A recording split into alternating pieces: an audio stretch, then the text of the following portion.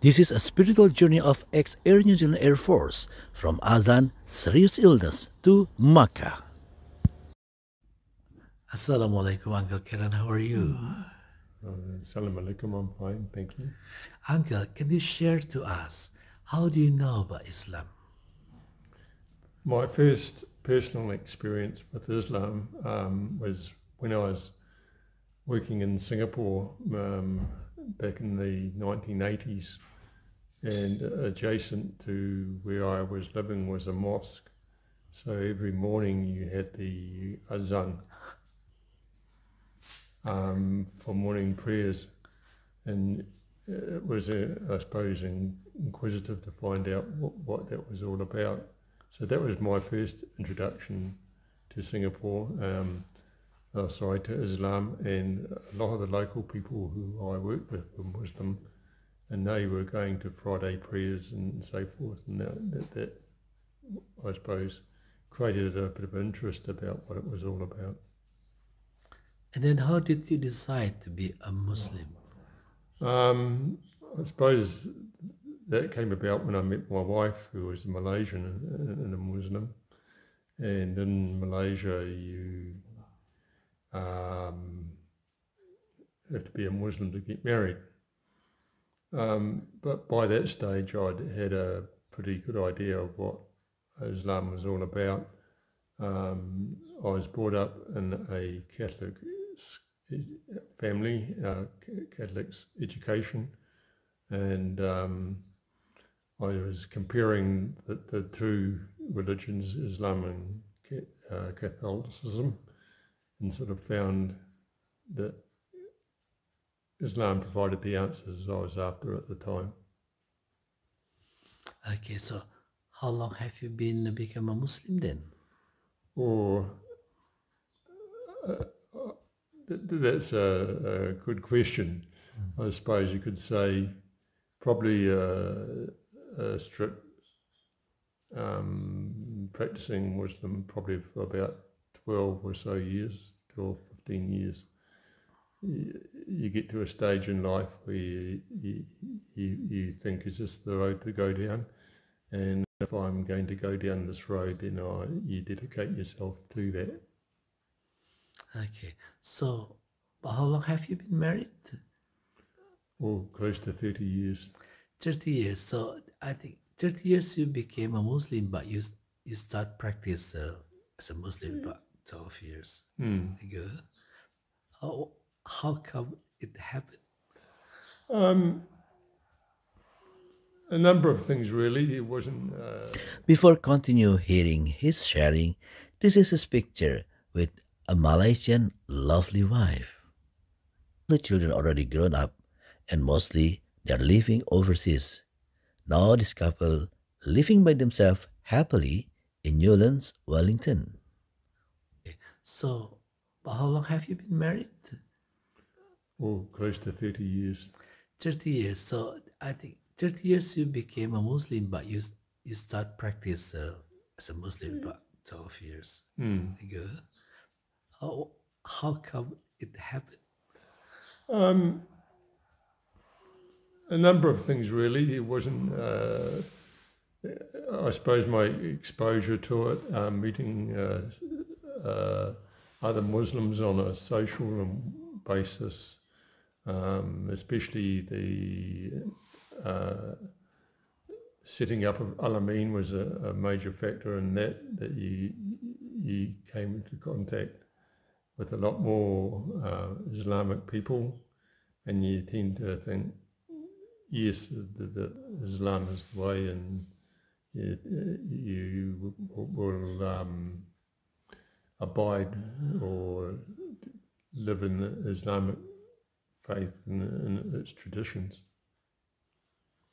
So now after more than 10 years practicing as Muslim, is there any special moment or experience that you feel blessing or something? Yes, one in particular. I was in Malaysia about 5 or 6 years ago now, and I took ill, was hospitalised, and I didn't realise at the time how well I was. And it got quite serious, my illness, and my doctor said to me at the time, Mr. Shanahan, on a scale of 1 to 10, 0 being perfectly fit and 10 being dead, at the moment you're sitting at 9.5. And that gave me a big fright, and I suddenly thought, this is not turning out the way that I had hoped. And I remember I had a very high temperature, and the doctors were saying that that temperature's got to come down. And I was seeing the impact it was having on my in-laws who were with me in hospital. And I prayed that night that if Allah could provide anything for me, was for the temperature to go down. And I just said to Allah, I'm in your hands, please help me out here. And I've been in the hospital for a week that evening. And when I woke in the morning, my temperature started to go down. And I thought, this has been beyond my control. And so it confirmed to me what I'd been taught. This is his condition now. He's still very active, especially gardening. He loves it so much. Mostly he chose flower tree to make his wife happy. Okay. Now, Uncle, how old are you now? 65. 65. What did you do before, Uncle? Unemployment. I was in the Royal New Zealand Air Force, recently retired 6 months ago. And the standard service dress for when working in the United Nations on deployment overseas. Service dress, generally used for parades. All right. This is the plaque for the ANZAF's support unit in Singapore, where I served in 1979 and 1980. This is the plaque for New Zealand Force headquarters, which was also situated in Singapore, where I worked for a short while. This is the plaque for a unit that I worked with in Defence Headquarters in Wellington.